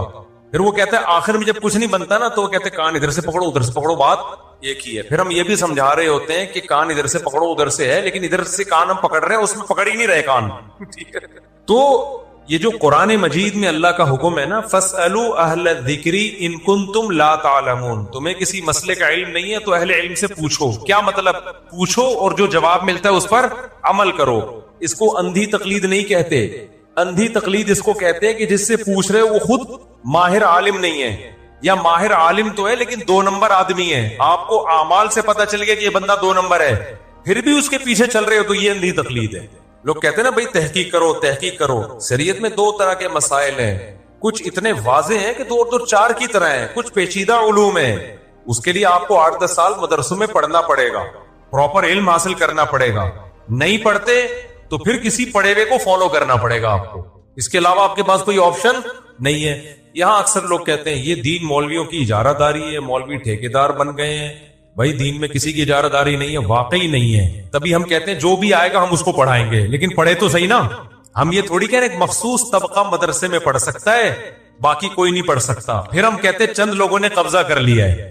اس کی مثال ایسے جیسے آپ کلینک کھول کے بیٹھ گئے، لوگوں کا علاج آپ نے شروع کر دیا، گورنمنٹ آپ کو اٹھا کے لے گئی، بھائی ڈاکٹر علاج کرے گا، آپ کو علاج پہ ڈاکٹروں کی ٹھیکیداری ہے، ڈاکٹر نے ٹھیکیدار کیا، تو گورنمنٹ کیا کہے گی، نہیں بھائی ڈاکٹر ٹھیکیدار نہیں ہے، میڈیکل کالج میں کوئی بھی داخلہ لے سکتا ہے، آپ چلے جائیں آپ پڑھ لیں، تو کس نے منع کیا ہے؟ اب یہ لوگ نہ مدرسوں میں جا کے پڑھتے ہیں، نہ یونیورسٹیوں میں پراپر دین کا علم حاصل کرتے ہیں، اور پھر جب جہالت میں بکواسات کرنا شروع کرتے ہیں، علماء کہتے ہیں بھائی علماء سے پوچھو، تو کہتے ہیں دیکھو دین پہ ٹھیکیداری کون کس کی ہے، مولویوں نے ٹھیکیدار سمجھ لیا ہے۔ ٹھیکیدار ہم جب سمجھتے جب ہم کہتے ہیں مدرسے میں آپ میں تو کالج میں پڑھتا تھا، ایس ایم سائنس کالج میں 2nd ایئر میں پڑھ رہا تھا، میں کالج میں جایا کرتا تھا، تو میں جب مدرسے میں گیا کہ میں پراپر عالم بننا چاہتا ہوں، تو مدرسوں والوں نے تو مجھے نہیں کہا کہ دین تو ہمارے تو باپ دادا کا ٹھیکہ ہے، یہاں پہ تو کالج سے کدھر سے آ رہا ہے؟ انہوں نے کہا موسٹ ویلکم، آپ آؤ ہم آپ کو پڑھائیں گے، ہم پراپر وے میں پڑھ کے، اب آپ بیٹھے ہوئے آپ کے سامنے، نئے جو مارکیٹ میں اسکالرز آ رہے ہیں پڑھنے کی ان کو توفیق ملتی نہیں ہے، 4 کتابیں ادھر سے 4 ادھر سے 4 ادھر سے 6 ادھر سے پڑھ کے فتوے جھاڑنا شروع، پھر جب علماء کہتے ہیں ان سے مت مسئلے پوچھو، یہ غلط گائیڈ کرتے ہیں، تو لوگ کیا کہتے ہیں دین میں کس کا ٹھیکہ آ گیا ہے، ٹھیکیدار بن گئے مولوی لوگ۔ ہر چیز کو پراپر وے میں آپ کو حاصل کرنا پڑے گا، اس کے بعد آپ مسائل بتانے کے اہل ہیں، اس سے پہلے آپ اہل نہیں ہیں۔ چھوٹی موٹی باتیں تو وہ تو دین کی سب کو ہی پتا ہوتی ہیں، جب بھی ڈیپ مسائل میں جائیں گے تو یہ بینکنگ کے مسائل اتنے آسان ہوتے ہیں نا، تو اس پہ عرب علماء اور قطر کے علماء اور ملیشیا کے علماء اور مفتی تقی عثمانی صاحب ان کی کئی مہینوں کی بحثیں تھوڑی ہوتی۔ آج بینکنگ کے مسائل پہ لوگ یونیورسٹی کے پروفیسر سے پوچھ رہے ہیں کہ سر آپ ہمیں ایکچولی بتائیے گا، ایسے اسکالر سے جن کو پتہ ہی نہیں، الف بے بھی نہیں پتا، ان سے پوچھ رہے ہیں کہ آپ کے نظر میں اسلامک بینکنگ کیا ہے، کوئی پھینک رہا ہے کہ ہاں حلال ہے، کوئی کیا پھینک رہا ہے کہ جائز نہیں۔ ایک صحافی ہیں، ان سے کسی نے ٹی وی میں سوال کیا یہ اسلامک بینکنگ کیا ہے، کہتے ہیں یہ سب ٹوٹلی ڈرامہ ہے۔ ابے بھائی تو صحافی ہے، تو تجزیہ نگار ہے، تو عمران خان پہ بات کر، تو مولانا فضل الرحمان پہ بات کر، تو بھائی نواز شریف پہ بات کر، تیرا بینکنگ سے کیا تعلق ہے؟ وہ بھی کیا کہہ رہے ہیں کہ جی یہ بینکنگ، ایک بڑے مشہور صحافی ہیں میں نام نہیں لوں گا، کہہ رہے نہیں میں نے بڑی کتابیں پڑھی ہے بینکنگ پر۔ آپ 100 دفعہ بھی پڑھو گے نا پھر بھی فارغ رہو گے، کیونکہ بیسک نالج ہی نہیں ہے آپ کے پاس، اور بیسک نالج تو عربی میں، عربی کے تو 4 لفظ نہیں آتے آپ کو نہ فقہا کے اختلافات کا پتہ ہے، نہ ان کے دلائل کا پتہ کہ کون سے مسائل سود میں اتفاقی ہیں کون سے اختلافی ہیں، نہ حلال ہیلوں کا پتہ نہ حرام ہیلوں کا پتہ۔ سود میں کچھ ہیلے ایسے ہیں وہ اختیار کرو گے سود سے بچت ہو جائے گی، کچھ ہیلے ایسے ہیں کہ وہ سود میں اور پڑ جاؤ گے آپ۔ مثال کے طور پر حضرت بلال رضی اللہ تعالیٰ عنہ کا مشہور واقعہ ہے نا، اور انہوں نے کھجور، پرانی کھجور نئی کھجور کے بدلے میں خریدی، یا نئی کھجور پرانی کے بدلے میں۔ وہ واقعہ کیا تھا، میرے طالب علم بیٹھے ہوئے جہاں میں ہمارے شاگرد نہیں ماشاءاللہ بھائی، حضرت بلال کا وہ واقعہ ہے نا۔ اب حضرت بلال نے کیا کیا تھا کہ تازہ کھجوریں بیچی، یا یعنی پرانی کھجوریں زیادہ لے لی، یا برعکس کیا، ایسا ہی کیا تھا۔ تو وہ جو مجھے یہ پتا ہے کیا کیا تھا، مجھے یہ بتا دیں خالی کہ پرانی کھجوریں بیچ کے تازہ لی تھی یا تازہ بیچ کے پرانی لی تھی؟ اچھی کھجوریں، یہ بیٹھے ہوئے، ہاں یہ ہو گیا، یہ بھی بینکنگ میں ہوتے ہیں، میرے شاگرد نہیں، یہ بھی وزیرستان کے ہیں۔ اب ہم نے جامعہ میں ان کو بھی پڑھایا ہے، تو اگر ٹھیکیداری ہوتی تو ہم کہتے نہیں کراچی والا پڑھے گا، وزیرستان والا نہیں پڑھے گا، اور کالج والا نہیں پڑھے گا، جس کا بابا مولانا ہوگا اسی کا بچہ پڑھے گا۔ تو مدارس کے سینے تو بہت کھلے ہوئے ہیں بھائی، بہت کھلے ہوئے سینے ہیں، سب کو مدرسے کہتے ہیں آ جاؤ۔ اور اگر مدرسوں میں منجن بک رہا ہوتا نا تو پھر پتہ ہے کیا ہوتا، جو بھی آتے 1 سال میں اندازہ ہو جاتا کہ یہاں کیا بک رہا ہے، منجن، لیکن جو آتا ہے 8 سال پورے کر کے نکلتا ہے، اس کو پہلے سال یہ اندازہ ہو جاتا ہے یہاں منجن نہیں بک رہا۔ اب یونیورسٹی میں جب تم جاؤ گے تمہیں پتہ ہے 4 سال کے بعد ڈگری ملے گی، ٹھیک ٹھاک ویلیو ہے اس ڈگری کی، تو لیے غلط علم بھی دیں صحیح علم بھی دیں, ڈگری تو کام کی ہے نا, جاب اچھی ملے گی. مدرسے میں آنے کے بعد آپ کو پتا ہے جو ڈگری ملے گی اس کی 2 ٹکے کی ویلیو نہیں ہے. تو وہاں تو علم ملے گا تو آپ پڑھو گے, ورنہ نہیں پڑھو گے. پھر بھی وہاں اکثریت پڑھ رہی ہوتی ہے, اس کا مطلب منجن نہیں بک رہا, کچھ پڑھایا جا رہا ہے, نالج آ رہی ہے. میں نے بھی جامعۃ الرشید میں کلیت الشریعہ کی میرے طلبہ ہیں نا جو کچھ ڈاکٹر ہیں, کچھ پی ایچ ڈی کر کے آئے ہیں, بیچلر سے کم تو کوئی ہے ہی نہیں. 1 سال پڑھا نا جب انہوں نے, ہمارے شاگرد نے, میں نے ان سے کہا آپ بتاؤ یہاں یہ جو مولوی لوگوں کا مدرسہ ہے جامعۃ الرشید یا دارالعلوم کرنگی, اب آپ کا کیا خیال ہے, یہاں منجن بکتا ہے, الو بناتے ہیں مولوی لوگ؟ کہہ رہے نہیں. میں نے کہا الو بناتے ہوتے تو بھاگ جاتے ہیں نا آپ, تو اگلے سال پڑھنے کے ارادے, کہہ رہے 100% ارادہ ہے بھائی. تو آپ کہہ سکتے ہو مولویوں نے مولویوں کے بچوں کو بیوقوف بنا دیا, ڈاکٹروں کو بھی بیوقوف بنا دیا ہم نے کیا؟ یعنی ہم وہاں اگر دیوبندیت پڑھا رہے ہوتے, لوگ کہتے ہیں مدرسوں میں دیوبندیت پڑھائی جاتی ہے, اسلام نہیں پڑھایا جاتا. او بھائی دیوبندیت پڑھا کے آپ 4 آدمیوں کو بیوقوف بنا سکتے ہو, 4,000 4 لاکھ افراد کو بیوقوف نہیں بنا سکتے. اس کا مطلب ہے کہ علماء دیوبند اگرچہ مدرسے پڑھا رہے ہیں, پڑھا دیوبندیت نہیں رہے ہیں, پڑھا اسلام رہے ہیں, تبھی لوگ ٹکے ہوئے ہیں مدرسوں میں, اور پوری ایڑی چوٹی کا زور لگا لیا مدارس کے خلاف, پھر بھی پھل پھول ہی رہے ہیں. دارالعلوم کرنگی جا کے دیکھ لو, تمہارے ہوش اڑ جائیں گے. تم نے کوئی یونیورسٹی ایسی نہیں دیکھی ہوگی جیسا دارالعلوم کرنگی ہے. منجن بک رہا ہوتا نا تو اتنی بڑی تعداد میں 8 9 سال کے لیے طلبہ اپنی جوانی وہاں وقف نہیں کرتے. بنوری ٹاؤن میں چلے جاؤ, بنوری ٹاؤن میں تو اب باہر کے طلبہ کم آ رہے کیونکہ مشرف نے پابندی لگا دی, ورنہ ملیشیا, انڈونیشیا اور تھائی لینڈ, کون سے افریقہ, میں خود ملا ہوں بنوری ٹاؤن میں, بڑے یعنی پوری دنیا سے لوگ آ رہے تھے علم حاصل کرنے کے لیے. اگر ان مدرسوں میں منجن بکھرا ہوتا تو وہ منجن ملیشیا والوں کو بھی آپ نے الو بنا دیا, افریقہ والوں کو بھی الو بنا دیا. اس کا مطلب جو مدرسوں کے خلاف بول رہا ہے نا, وہ خلاف بول کے اپنی پڑیا اور منجن بیچ رہا ہے. مدارس منجن نہیں بیچ رہے, اسلام پڑھا رہے ہیں. ابے نہیں آئے گی سمجھ میں تم لوگوں کے, نہیں تو ایسی بے وقوفوں کے پیچھے پڑے رہو, پھر جا کے علماء کو چھوڑ دو تو گمراہ ہو جاؤ گے. حدیث میں آتا ہے, بخاری مسلم کی حدیث ہے کہ قرب قیامت میں اللہ علماء کو اٹھائے گا, لوگ جاہلوں کو مقتدا اور رہبر بنائیں گے. باقی وہ بات میں بار بار کرتا رہتا ہوں کہ بھئی پھر علماء میں 2 نمبر بھی تو ہیں, تو بھئی وہ تو ہر فیلڈ میں ہی 2 نمبر بھی ہوتے ہیں, تو آپ 2 نمبر کو نہیں, آپ 1 نمبر کے پاس جاؤ نا. لیکن آنا مسائل کا علم علماء ہی سکھائیں گے آپ کو. یہ نہیں ہو سکتا کہ مولویوں میں 2 نمبر بھی ہیں اور کیلے, چھوڑو وہ کسی کا نام نہیں لیتا, عجیب ٹائپ کی چیزیں مارکیٹ میں آ رہی ہیں نا. تو اب یہ نہیں ہو سکتا کہ آپ جو ہو کہ بھئی وہ کہو کہ یار یہ مولوی تو یوں ہیں تو لہذا اب میں دین سیکھوں گا میکینک سے. یہ نہیں ہو سکتا بھائی, یا ڈاکٹر سے سیکھوں گا, تو یہ نہیں ہو سکتا. تو ڈاکٹر 2 نمبر ہے تو 1 نمبر بھی ڈاکٹر ہی ہے. اب یہ کہ لوگ کہتے ہیں ہمیں پتہ کیسے چلے گا یہ 2 نمبر 1, تو آپ کو ڈاکٹر کا کیسے پتہ چل جاتا ہے یہ 2 نمبر 1 نمبر؟ کچھ دن اس کے پاس بیٹھو گے, سنو گے, اندازہ ہوتا ہے نا. تو اسی طرح علماء کا تو اور آسانی سے اندازہ ہو جاتا ہے, کیونکہ میڈیکل سائنس اتنا ضروری نہیں ہے جتنا دین ضروری ہے. تو اللہ نے دین کے جو ماہرین رکھے ہیں نا دنیا میں, تھوڑے وقت ان کے پاس بیٹھ کے اندازہ ہو جاتا ہے. تو کسی بھی غیر عالم سے جب آپ مسائل پوچھتے ہو یا اس کو مقتدا اور رہبر بناتے ہو تو خوب سمجھ لو, ضلوا واضلوا, بخاری مسلم کے الفاظ ہیں, پیغمبر کی حدیث ہے, خود بھی گمراہ ہوگا تمہیں بھی گمراہ کرے گا. تو دین علماء سے. اور بعض اشکالات ایسے ہوتے جس کا آپ کو جواب سمجھ میں نہیں آ رہا ہوتا, تو اس میں آپ اپنے عقل کو کہو گے یار ہمارا مینٹل لیول نہیں, ہماری عقل اتنی ہے. اس میں یہ نہیں کہ آپ کہو کہ یہ علماء ایسی باتیں کرتے جو ہماری سمجھ میں نہیں آ رہی.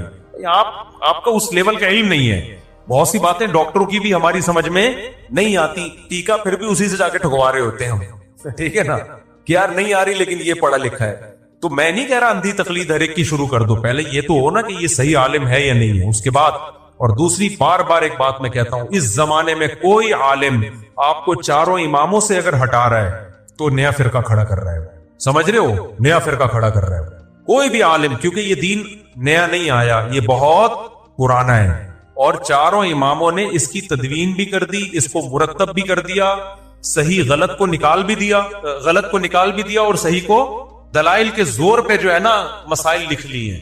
اب اگر کوئی 5واں فرقہ لانے کی کوشش کر رہا ہے یا 4 کو ملا کے 1 بنانے کی کوشش کر رہا ہے تو 1 بنانے میں کبھی کامیاب نہیں ہوگا. وہ لیبل بہت اچھے لگا رہا ہے, سمجھ لو کہ وہ نیا منجن مارکیٹ میں لا رہا ہے, وہ منجن بیچ رہا ہے. صدیوں سے اسی میں سے کسی ایک کو فالو کرنا پڑے گا, اور انہی علماء کو فالو کرنا پڑے گا جو اسی راستے پہ لا رہے ہیں. لوگ ابھی کسی نے مجھے کلپ بھیجا, کسی نے سوال کیا کہ اچھا جی یہ اس کی کیا دلیل ہے کہ آپ نے جو ہے وہ امام ابو حنیفہ کو فالو کرنا ہے امام شافعی، اس کیا دلیل ہے؟ اگلے نے جواب دیا کوئی دلیل نہیں ہے، یہ مولویوں کی بنائی ہوئی باتیں ہیں۔ کچھ نعرے بڑے اٹریکٹیو ہوتے ہیں، اگر ہم لوگوں کو آزاد چھوڑ دیں، اس نے کہا کہ ہم صرف قرآن و سنت کے پابند ہیں اور کسی چیز کے پابند نہیں ہیں۔ یہ پتہ ہے بعض دعوے اوپر سے بڑے اٹریکٹیو لگتے ہیں، ایک دم انسان خوش ہو جاتا ہے، یار بات بڑی کیا کی ہے اس نے، جاندار، یار کیا اسے ابو حنیفہ کو بیچ میں گھسیڑ دیا، شافعی کو گھسیڑ دیا، ہم صرف کس کے پابند ہیں؟ قرآن و سنت۔ تو اس عالم کو چاہیے کہ پھر وہ آپ سے کہے کہ مجھ سے نہ پوچھا کرو، کیونکہ جب ابو حنیفہ نہیں ہے تو پھر میں بھی بیچ میں نہیں ہوں۔ پھر یہ بات بھی تمہیں مجھ سے نہیں پوچھنی چاہیے تھی، ڈائریکٹ کس میں دیکھنی چاہیے تھی؟ مجھے کیوں بیچ میں لا رہے ہو؟ جیسے ابو حنیفہ کی کوئی دلیل نہیں ہے کہ ان سے پوچھو، تو کسی بھی مولوی کی کوئی دلیل نہیں ہے، کسی کی بھی کوئی دلیل نہیں ہے، آپ ڈائریکٹ قرآن و سنت سے پوچھو۔ پھر کیوں سنتے ہو فلاں کا کلپ؟ لوگ کہتے ہیں کہ وہ ہم اس لیے سنتے ہیں کہ وہ ہمیں گائیڈ کرتے ہیں، وہ ہمیں ریفرنس دیتے ہیں، وہ قرآن سنت پیش کرتے ہیں۔ تو ابو حنیفہ کیا تورات اور انجیل پیش کرتے تھے؟ ساری فقہ کی کتابوں میں دلائل قرآن و سنت ہی سے لکھے ہوئے ہیں۔ امام شافعی کے شرح المہذب جو علامہ نووی نے لکھی ہے، جس میں امام شافعی کا فقہ اتنی موٹی کیوں ہے، وہ اتنی جلدوں میں قرآن و سنت سے مزین ہے۔ فقہ حنبلی اٹھا کے دیکھو، قرآن و سب کے دلائل ملیں گے، فقہ حنفی میں سارے دلائل ملیں گے۔ بات یہ ہوتی ہے کہ یہ کہتے ہیں کہ جس کو میں دلیل کہوں نا تمہیں اس کو ماننا پڑے گا، جس کو ابو حنیفہ دلیل کہیں اس کو تمہیں ماننے کی اجازت نہیں ہے۔ جس حدیث کو میں صحیح کہوں وہ صحیح ہے، باقی سارے گھاس کھا رہے تھے۔ جس حدیث کا جو میں مطلب بیان کروں گا وہ مطلب ہے، ابو حنیفہ نے جو مطلب بیان کیا وہ کھوپڑی میں۔ تو یہ ابو حنیفہ سے ہٹا کے قرآن و سنت میں نہیں لانا ہوتا۔ مقصد ان کا یہ ہوتا ہے کہ قرآن و سنت کی جو 1400 سال سے تشریح ہو رہی ہے نا، وہ لوگ گھاس کھا رہے تھے، تشریح میں کروں گا قرآن و سنت کی کیا ہے۔ تو آپ بولے کائنڈلی آپ اپنی تشریح سائڈ پہ رکھیں، جو اسلاف سے تشریح چلی آ رہی ہے نا، کائنڈلی آپ ہمیں وہی بتائیں۔ ایک عورت کسی عالم کے پاس گئی، افریقہ میں فقہ مالکی ہے نا، تو کسی عالم کے پاس گئی اور کہنے لگی کہ مجھے یہ مسئلہ بتائیں۔ انہوں نے کہا کہ قرآن و سنت سے بتاؤں یا امام مالک کا قول بتاؤں؟ اس نے کہا امام مالک کا قول بتا دیں آپ، وہ قرآن و سنت آپ سے زیادہ سمجھتے تھے، کیونکہ آپ جب اجتہاد کرو گے نا اس میں غلطی کا امکان زیادہ ہے، اس لیے امام مالک کائنڈلی امام مالک کا قول۔ وہ عورت بڑی ذہین تھی۔ آج کل کے اسکالرز یہی کر رہے ہیں، آپ کو مجتہدین سے کٹا کے کر کیا رہے ہیں، پھر اپنی رائے مسلط کرتے ہیں، اور آپ ایک دفعہ مجتہدین سے کٹ گئے نا، پھر قرآن و سنت کے نام پہ منجن بیچنے سے زیادہ آسان کام دنیا میں کوئی نہیں ہے۔ ہر آدمی الو بنانے کی مشین بنا ہوا ہے۔ آج عصر کے بعد ملاقات کے لیے کچھ لوگ آئے، انہوں نے کہا حامدی صاحب کہتے ہیں کہ جی وہ قرآن و سنت سے دلائل بھی دیتے ہیں کہ نبی کے دور میں مغنیہ تھی، گانے والی تھی، اور غنا گانے کو بولتے ہیں، حدیث میں یہ آتا ہے، تو نبی صلی اللہ علیہ وسلم یہ گانا بالکل جائز ہے، لہذا یہ موسیقی حلال اور گانا حلال۔ تو مفتی صاحب کیا دلیل ہے قرآن و سنت سے؟ میں نے کہا آپ حامدی صاحب تک میرا پیغام پہنچا دیں، ہم تو مجتہدین کی اقوال نقل کرتے ہیں اور امت کا اجماع کہ وہاں مغنیہ سے مراد گانا گانے والی نہیں ہے۔ شعر و شاعری کو ترنم سے پڑھنا بھی غنا کہلاتا ہے، کوئی بھی چیز ترنم سے اچھی آواز سے پڑھنا بھی غنا۔ غنا کا ہمیشہ گانا مطلب کرنا ہی ٹھیک نہیں ہے۔ نبی صلی اللہ علیہ وسلم نے فرمایا من لم یتغنى بالقرآن لیس منا، جو قرآن میں تغنی نہیں کرتا، غنا نہیں کرتا، وہ ہم میں سے نہیں ہے۔ تو کیا قرآن گانا گا کے پڑھیں گے، ہم گنگنائیں گے کیا مطلب خوبصورت آواز سے جو قرآن نہیں پڑھتا وہ؟ تو خوبصورت آواز کو ترنم سے شاعری کو بھی کیا کہا جاتا ہے؟ تو میں نے کہا اگر ان کی سمجھ میں نہیں آیا تو پھر ان سے کہیں کہ پھر آپ مجھے یہ بتائیں، کوئی بھی اسکالر کہتا ہے نا گانا گانا اور موسیقی، تو اس کی حدود کیا ہے؟ اگر کوئی مائیکل جیکسن کا ڈانس سنتا ہے، دیکھتا ہے اور گانا سنتا ہے تو حلال ہے یا حرام؟ میں نے کہا یہ سارے اسکالرز یہاں کے کیا ہو جائیں گے؟ اگر یہ حلال کہتے ہیں نا تو لوگ پکڑ کے کوٹ دیں گے ان کو۔ ابے مائیکل جیکسن کو بھی سننا جائز ہو گیا، اس کی موسیقی بھی۔ اگر کہتے ہیں حرام ہے تو پھر حرام ہونے کی قرآن و سنت سے دلیل بتاؤ۔ کوئی قرآن، وہ بار بار کہتے ہیں قرآن میں دکھائیں گانا کہاں حرام ہے، قرآن میں دکھائیں گانا موسیقی کہاں حرام ہے، قرآن میں دکھائیں۔ میں نے کہا قرآن میں دکھاؤ مائیکل جیکسن یا اس جیسے ڈانسر کا گانا سننا اور اس کا ڈانس دیکھنا حرام ہے، قرآن و حدیث میں دکھاؤ۔ میرے پاس تو کوئی ایسی قرآن و حدیث میں دلیل نہیں ہے۔ ہم تو اجماع امت کو فالو کر رہے ہیں کہ نبی کے زمانے میں کوئی مشہور کہیں بھی نہیں تھی یہ چیزیں۔ آپ دکھا دو، تو آپ بتاؤ کہ مائیکل جیکسن یا اس جیسی کوئی بھی شخصیت ہمارے ملک میں آتی ہے اور وہ اسی طرح سے اسٹائل میں تھرکتا ہے اور اسی طرح سے گاتا ہے اور وہی موسیقی کی دھنوں پہ لوگ تھرکتے ہیں، اس کے ناجائز ہونے کی قرآن و سنت سے کوئی دلیل بولو نا، بتائیں۔ تو نہیں بتا سکتے تو پھر آپ کیوں حرام کہتے ہو؟ اس گانے کو حرام کہہ رہے ہیں جس کو علماء حلال کہتے ہیں، اس گانے کو حرام کہتے ہیں جس کو علماء حلال۔ تو ان کو تکلیف صرف مولویوں سے ہے، ورنہ گانے کی بہت ساری قسمیں ایسی بھی ہیں کہ جن کو یہ خود بھی حرام کہیں گے، تو بھائی اس کے حرام ہونے کی جو آپ کے پاس دلیل ہے نا، تو ہمارے پاس اس سے نیچے والے گانے کے حرام ہونے کی وہی دلیل ہے. نہیں آئی بات؟ سمجھ میں آ رہی بات؟ تو اس لیے ان چکروں میں پڑھنے کے بجائے نا علماء کو فالو کرو جو صدیوں، اور ان علماء کو جو آپ کو ان مجتہدین سے کٹاتے نہیں ہیں، کیونکہ وہ خود بھی اس کے پابند ہیں. کل کسی نے مجھ سے مسئلہ پوچھا کہ کوئی یوتھ کلب والوں کو آپ کیسا سمجھتے ہیں؟ میں نے کہا بہت اچھا کام کر رہے ہیں ماشاءاللہ. انہوں نے کہا نہیں، وہ ان سے کسی نے مسئلہ پوچھا ہے، اب پتہ نہیں ان سے پوچھا بھی ہے کہ نہیں پوچھا، لوگ غلط خبریں بھی پھیلا دیتے ہیں، لیکن بالفرض پوچھا بھی ہو، یہ جواب بھی دیا ہو. میں فرضی ایک مثال دے رہا ہوں، ہو سکتا ہے نہ ہو، کیونکہ جب تک پوری تحقیق نہ ہو کسی کی طرف کوئی بات منسوب نہیں کی جائے. تو یوتھ کلب والوں کو تو میں بھی بڑا سپورٹ کرتا ہوں، بہت اچھا کام کر رہے ہیں. انہوں نے کہا وہ نماز جو سکھا رہے ہیں لڑکیوں کو، وہ کہتے ہیں مرد اور عورت کی نماز میں کوئی فرق نہیں ہے، کوئی حدیث اس بارے میں نہیں ہے. تو میں نے کہا دیکھیں یوتھ کلب والے بڑا اچھا کام کر رہے ہیں، یہ فروئی مسائل کی وجہ سے کسی کو برا کہنا تو ٹھیک نہیں ہے، چھوٹی نماز تو پڑھوا رہے ہیں نا. تو کہتے ہیں پھر آپ کی کے پاس کیا دلیل ہے؟ میں نے کہا یوتھ کلب والوں سے پھر میری پیغام پہنچاتے ہیں، میرے سے بھی رابطے میں ہیں اور بڑے اچھی، لیکن میں بحث کرنا نہیں چاہتا کسی سے ان مسئلوں میں. ایسا نہ ہو میرا یوتھ کلب والوں سے عورتوں کی نماز پہ مناظرہ شروع ہو جائے، تو میں نہیں چاہتا میری صلاحیت ادھر استعمال ہو اور ان کی صلاحیت میرے خلاف استعمال ہو. جو کام وہ پازیٹو کر رہے ہیں ان کو کرنے دو، جو ہم کر رہے ہوں ہمیں کرنے دو. لیکن جو عام آدمی مجھ سے مسئلہ پوچھنے آئے گا تو میں اس کو دلیل دے دیتا ہوں. میں کہتا ہوں بھائی اگر وہ آپ کو یہ دلیل دے رہے ہیں کہ عورت مرد کی نماز میں فرق کیا ہے، تو آپ بتاؤ کہ بھی علماء سے ہم نے یہی سنا ہے. وہ علماء جو مجتہدین کو فالو کرتے ہیں، جو اپنی رائے پیش کر رہے ہیں، ان کی بات میں نہیں کر رہا. جو مجتہدین کو فالو کر رہے ہیں صدیوں سے، وہ یہ کہتے ہیں عورت سمٹ کے نماز پڑھے گی، تو ہم ان علماء کے فتوے کو فالو کریں گے. رہا مسئلہ دلیل کا، تو ان سے کہیں بھائی اس کی کیا دلیل ہے؟ اگر آپ کہتے ہو کہ عورت سمٹ کے نماز پڑھے گی، اس پر کوئی حدیث نہیں ہے، بار بار میں سوال اٹھاتا ہوں، اب تک کوئی جواب کسی نے نہیں دیا. اس کی کیا دلیل ہے کہ عورت صفا مروہ میں چلے گی، دوڑے گی؟ نہیں، کوئی بھی حدیث میں نہیں ملتا کہ عورت چلے گی. بلکہ حدیث میں تو یہ ملتا ہے، جیسے حدیث میں ملتا ہے جیسے میں نے نماز پڑھی ایسے پڑھو. تو ہمارے اہل حدیث کیا کہتے ہیں؟ بھائی نبی نے تو سمٹ کے نہیں پڑھی ہے، تو عورتیں بھی سمٹ کے نہیں پڑھیں گی. تو بھائی اسی طرح حدیث میں آتا ہے خذوا عنی مناسککم، صحیح حدیث ہے، جیسے میں نے حج کیا ایسے حج کرو. تو نبی تو صفا مروہ میں دوڑے ہیں، تو عورتیں کیوں نہیں دوڑ رہی ہیں؟ نہیں آئی بات؟ میرا خیال ہے چاروں اماموں کا جو مذہب ہے نا مضبوط بنیادوں پہ قائم ہے، وہ اصول ٹوٹتے نہیں ہیں. آج کل کے جو اسکالرز آ رہے ہیں کتنے بڑے علامے ہوں گے، مانتے ہیں تقویٰ بھی ہوگا، بھائی ان جیسا مینٹل لیول نہیں ہے، وہ ان کی علمی اپروچ نہیں ہے، تبھی تو پوری دنیا نے ان کو فالو کیا ہے. آج کسی اسکالر کو اتنا تھوڑی کوئی فالو کر رہا ہے، بڑے بڑے علاموں نے ان چاروں کو فالو کیا ہے. آج کے اسکالر میں 4 فالو کر رہے ہوں گے تو 4000 مخالفت کر رہے ہوں گے. تو کون زیادہ لائق اتباع ہے؟ ان کی تحقیق کو مانے یا ان کی تحقیق کو مانے؟ ان کی تحقیق کو مانا جائے گا، جو صدیوں سے امت اس کو مان رہی ہے. تو یہ اس کی کیا دلیل ہے کہ بھائی جو یہ کہتا ہے نا مرد عورت سمٹ کے نہیں مردوں کی طرح پڑے گی، حدیث میں نہیں ہے. تو حدیث میں یہ بھی نہیں ہے کہ عورت چلے گی. بعض لوگ فوراً حدیث پیش کرتے ہیں کہ حضرت عائشہ کا قول ہے کہ تمہارے لیے ہم میں اسوہ حسنہ ہے، نمونہ ہے، ہم چلتے ہیں تو تم بھی چلو. پہلی بات، حضرت عائشہ کا یہ قول کسی صحیح سند سے ثابت نہیں ہے. ناصر الالبانی رحمہ اللہ نے خود اعتراف کیا کہ یہ قول صحیح نہیں ہے. اور دوسری بات، وہ بھی تو حضرت عائشہ کا قول ہو گیا نا. جب عائشہ کا قول حدیث کے قول کے مخالف ہوگا تو کس کو لیا جائے گا؟ پیغمبر کے قول کو لیا جائے گا نا. کیونکہ بار بار لوگ کہتے ہیں کسی امتی کو پیغمبر کے مقابلے میں ترجیح نہیں دینی. نبی تو کہہ رہے ہیں جیسے میں نے کیا ایسے کرو، اور حضرت عائشہ کہہ رہی ہیں کہ نہیں ہم جیسے کر رہے ہیں ویسے کرو. تو آپ جیسے اب کبھی ابو حنیفہ کو نبی کے مقابلے میں لے آتے ہو، کبھی امام شافعی کو لے آتے ہو، تو اسی طرح تو حضرت عائشہ کا مقابلہ بھی نبی سے ٹھیک نہیں ہے. اور اگر حضرت عائشہ ہی کو فالو کرنا ہے، حضرت عائشہ تو یہ بھی کہہ کے گئی ہیں، بخاری میں لکھا ہوا ہے کہ اگر نبی ہمارے زمانے کی عورتوں کو دیکھ لیتے تو عورتوں کو مسجدوں میں آنے سے روک دیتے. دلیل دیتے کہ نہیں، نبی نے کیا فرمایا، لا تمنعوا اماء اللہ من المساجد، عورت بھی مسجد میں آئے گی، عورت کو نہیں روک سکتے آپ. وہاں آپ حضرت عائشہ کے قول کو کیوں نہیں لے رہے جبکہ وہ صحیح سند سے ثابت ہے؟ تو کہیں بھی اصول جو ہے نا یہ ٹکتے نہیں ہیں. تو میں ان لوگوں سے سوال کرتا ہوں جو عورت کو کہتے ہیں سمٹ کے نماز نہیں پڑھے گی، چوڑی ہو کے مردوں کی طرح نماز پڑھے گی، اور دلیل مانگتے ہیں، تو وہ دلیل اس پہ بھی ہمیں دیں کہ عورت صفا مروہ میں چلے گی، دوڑے گی نہیں. وہ اس پہ بھی دلیل دیں کہ عورت رمل نہیں کرے گی. ہم جب جاتے ہیں نا عمرہ کرنے، حج کرنے، تو پہلے 3 چکروں میں سینہ اکڑا کے کرتے ہیں.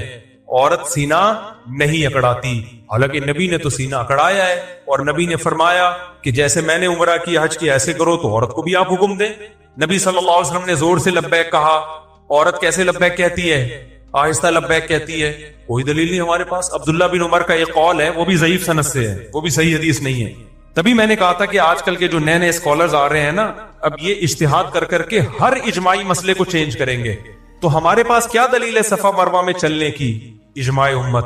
کیا دلیل ہے بھائی؟ صدیوں سے اسی طرح ہوتا چلا آ رہا ہے. امت گمراہی پہ جمع نہیں ہو سکتی. امام بخاری نے ایک روایت پیش کی ہے کہ اسلاف سے کہ ایک خاتون مردوں کی طرح نماز پڑھتی تھی. ہم کہتے ہیں یہی دلیل ہے کہ ان کے علاوہ ساری عورتوں کی طرح نماز پڑھتی تھی. ٹھیک ہے نا؟ تبھی امام بخاری کو ایک خاتون ملی، ان کا تذکرہ کر دیا. اور پھر چاروں اماموں کا اجماع ہوا ہے اس کے اوپر. پھر وہی جیسے صفا مروہ پہ چلیں گی، دوڑے گی نہیں. کیوں؟ اجماع امت ہے بھائی. لبیک آہستہ کہیں گی، کیوں؟ اجماع امت ہے. تو اسی طرح صدیوں سے سعودی عرب میں بھی آج سے 100 سال پہلے آپ جائیں تو ان کے بوڑھوں سے پوچھیں، وہ کہیں گے ہمارے یہاں بھی عورتیں سمٹ ہی کے نماز پڑھا کرتی تھی. تو یہ تو اب چینج ہوا ہے سعودی عرب میں. جیسے صدیوں سے 20 ہو رہی تھی، اب 8 کر دی انہوں نے، 10 کر دی. تو صدیوں سے جو چیز چلی آ رہی ہے وہ ٹھیک ہے، جو آج چینج ہو رہی ہے وہ ٹھیک نہیں ہو سکتی. سمجھتے ہو کہ نہیں سمجھتے ہو؟ تو اب کیا ہوا ہے کہ میں نے ایک پیشگوئی کی تھی کہ دیکھنا اب جو جدید جو اسکالرز آ رہے ہیں نا، وہ اجماعی مسائل کو چینج کریں گے اور وہی کہیں گے کہ اس پہ کوئی دلیل نہیں ہے. اور میں نے ایسی پیشگوئی کر دی تھی کہ دیکھنا کچھ اسکالرز فتویٰ دیں گے کہ عورت صفا مروہ میں چلتی کیوں ہے، عورت دوڑے گی کیونکہ چلنے کی کوئی دلیل نہیں ہے. تو مجھے فتویٰ مل گیا ناصر الالبانی رحمہ اللہ کا. انہوں نے باقاعدہ فتویٰ دیا ہے کہ عورت دوڑے گی صفا مروہ میں، اور دلیل یہی دی ہے کہ نبی جب دوڑے ہیں، اور بلکہ اس سے بھی اوپر کی دلیل دی ہے. بھائی جب نبی دوڑے ہیں، بلکہ حضرت ہاجرہ وہ تو خاتون تھی نا، حضرت ابراہیم کی زوجہ، تو جن کی سنت میں ہم دوڑ رہے ہیں وہ تو عورت تھی. تو عورتوں کو تو اور دوڑنا بنتا ہے. اب جب انہوں نے فتویٰ دیا نا تو لوگ حیران ہیں، بھائی یہ تو زندگی میں کبھی ایسا ہوا ہی نہیں. تو سعودیہ ہی کے مفتیان کرام نے ان پہ رد کیا. انہوں نے بولا بھائی یہ تو اجماع امت سے ثابت ہے، اس پہ دلیل کی ضرورت نہیں ہے. تو ہم کہتے ہیں حضرت یہ بھی اجماع امت سے ثابت ہے کہ عورتیں سمٹ کے نماز. آپ قرآن فتاوی میں کوئی ایک قول تو کسی مجتہد کا دکھا دو. ہم آپ کو دکھائیں گے ابو حنیفہ کی کیا قول ہے، امام شافعی کا کیا قول ہے، امام احمد کا کیا قول ہے، امام مالک کا کیا قول ہے. یہ سارے بڑے بڑے محدثین تھے بھائی. امام احمد تو امام بخاری کے استاذ ہیں. آپ آج کے اسکالر، اچھا پھر لوگ کیا کہتے ہیں، ہم دیوبندیوں مفتیوں کو نہیں مانتے، ہم مانتے ہیں وہ فلانے مفتی وہ عربی ہیں.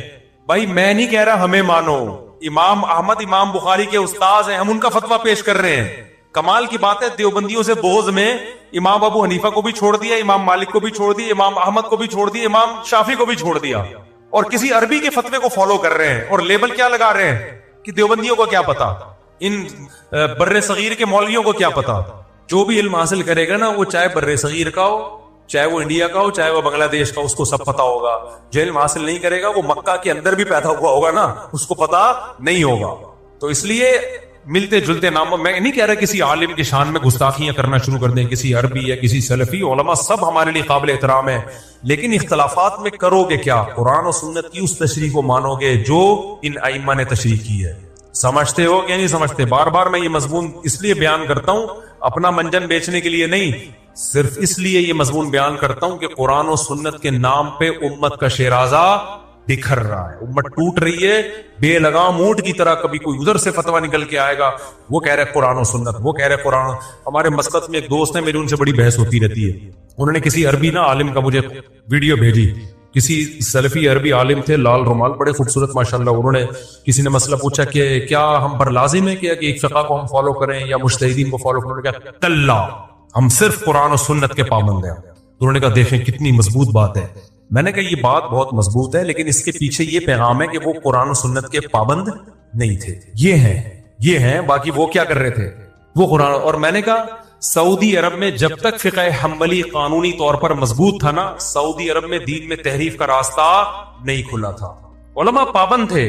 سعودیہ ہی کے بڑے عالم سے کسی نے پوچھا کہ آپ فقہ حنبلی پہ فیصلہ کیوں کرتے ہیں، قرآن و سنت پہ کیوں نہیں کرتے؟ انہوں نے کہا ایسا سوال کر رہے ہو جیسے فقہ حنبلی قرآن و سنت کے علاوہ کسی اور چیز کا نام ہے. ٹھیک ہے نا، ایسا احمقانہ سوال.